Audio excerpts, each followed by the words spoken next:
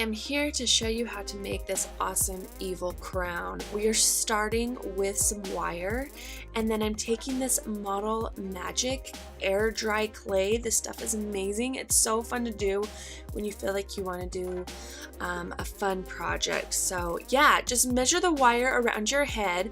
Then we're going to take some clay and roll it out. We want to roll it out to a really thin type snake type thing, and we're just going to wrap that around our wire and measure it and tie it off. Then we need to make another one. So we need one for the inside of the wire and also for the outside of the wire.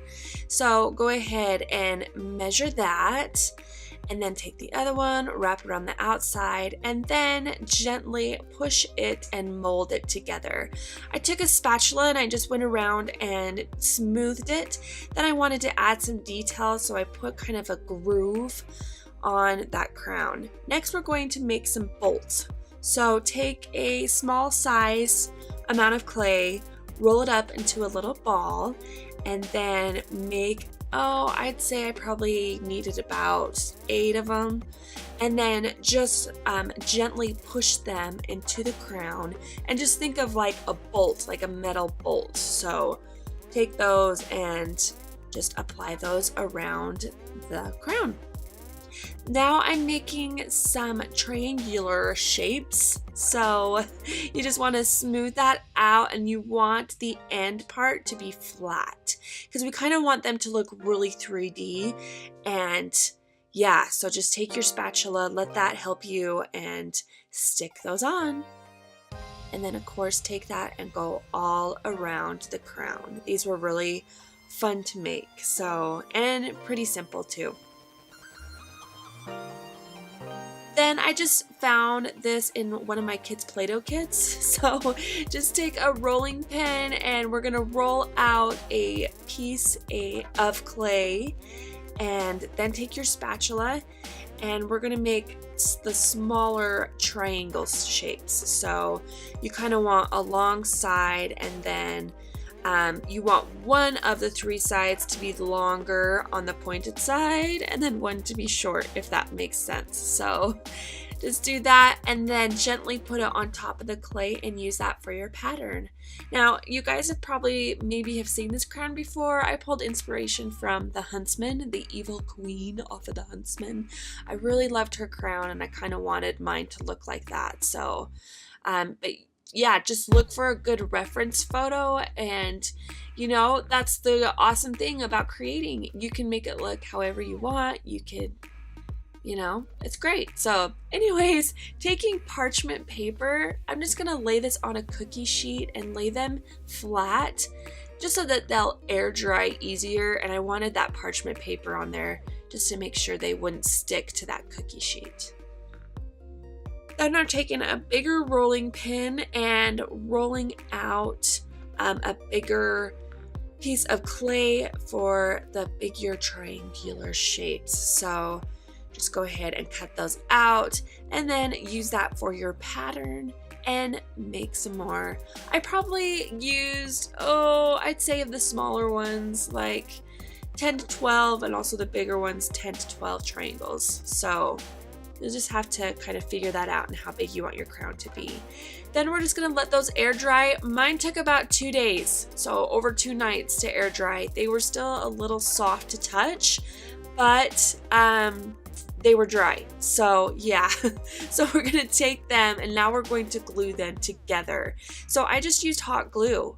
It was the easiest to do and it worked really well. So just go ahead and put that on the edges of the triangles and then glue them together. This part was fun. I love this part because I was able to see it come to life, because I was worried. I'm like, I hope this turns out, but it did. So just wipe off that excess hot glue, let it cool down first, of course. We don't want to burn ourselves now. So just go ahead and glue those together, and then take a spot of hot glue and glue your triangle shapes on top of the triangles that are already placed on your crown. And we're going to do the same with the bigger triangle shapes. So glue them together, and then we are going to glue them onto our crown. Before, maybe the only thing I would do different is put some type of dowel in, like a wooden dowel, and you would have to do that while your crown is still drying. I think that would have helped my triangle stay up a little bit easier, but you know what? It actually did okay, so I wasn't too concerned about it. Okay, now I'm taking a black gloss acrylic paint, and you just want to get a good size amount because we're going to cover this whole thing in black paint. So go ahead and just put that on a plate. I'm just taking a craft sponge brush, and I'm just going to paint the entire thing black. This part was fun too. It was like, oh, this is just starting to come to life. It's just something about making something. What is it? I think it's just good for the soul. You know what I mean? Like, it's just so fun to be creative, and then when you get done, it's like, wow, I made that. That's pretty cool. So this was, I mean, out of like hardness, this was not hard at all. It was really easy. So, okay, I'm taking a metallic silver paint and a kind of a fan stipple brush. And this part's fun as well because we're going to make it look like metal. So you just kind of want to stipple that paint because we don't want it to be too heavy.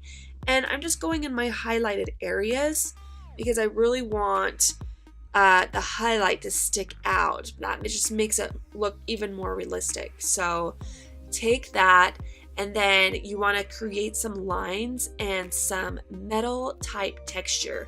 Just look at a piece of metal and try to copy that onto these shapes. It was pretty easy to do and fun to do also. So then I just went on top of the crown part as well. Again, in all of the highlighted areas, just think of where the sun is going to shine or where the light is going to shine, and it's pretty simple to do. And then I kind of went sideways, but then I also later went up and down as well, just to kind of do like a cross hatch type of metal look. And then I'm just taking those bolts and, you know, putting that on top of the bolts to make them look real. Then I'm using this silver metallic powder. This is by Mehron. I love this stuff. And a little goes a long way. So you just need a dab. So just gently put some on your plate. And then I just use one of my old eyeshadow brushes that I've had forever.